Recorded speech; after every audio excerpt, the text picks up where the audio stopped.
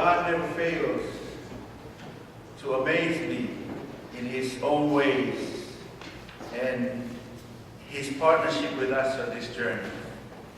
As I was preparing for this sermon, I did not give the secretary the title of my sermon until Friday.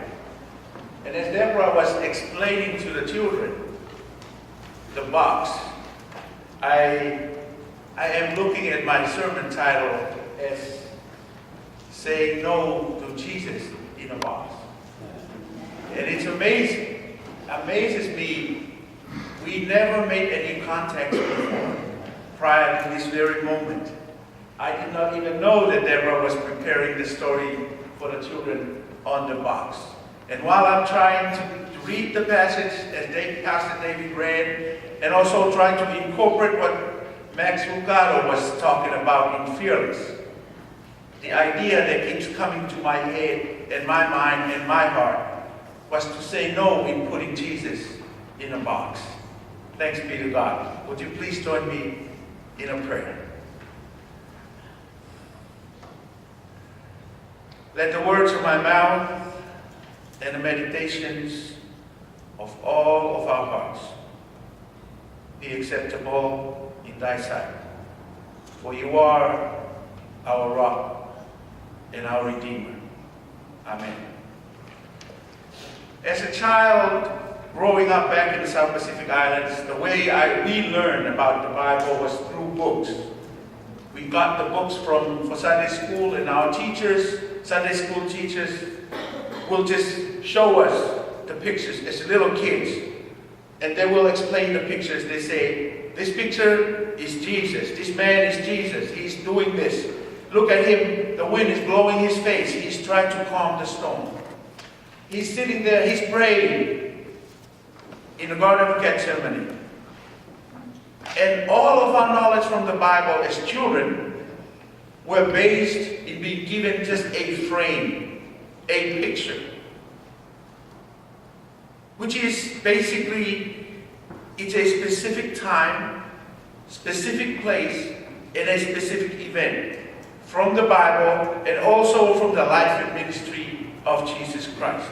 And it developed so well into that every time we sit down in our Sunday school, all the teacher needed to do was to flip the pages. And we as little kids will just, that's Jesus telling the disciples to go out to the world. Or that's Jesus, or that's Jonah being swallowed up by the big fish. That's Jesus praying. So we got to that point, that's how we remembered our Bible stories, was framed, boxed into a specific time, specific place, and a specific event. And so, if we have not made any further studies and research, our Bible knowledge will be based on just frames or well-boxed pieces of events and of time. Which basically means that it will give us, if we don't do the research more into the Bible, it will give us a distorted, in my mind. Because that frame, that little box, is just limited of what it can contain. So if I, as a student or as a disciple of Jesus Christ, will just see pictures, that will limit my knowledge. And it will take away the experience and the knowledge that I can acquire by looking into the deeper meaning and what is all behind the story.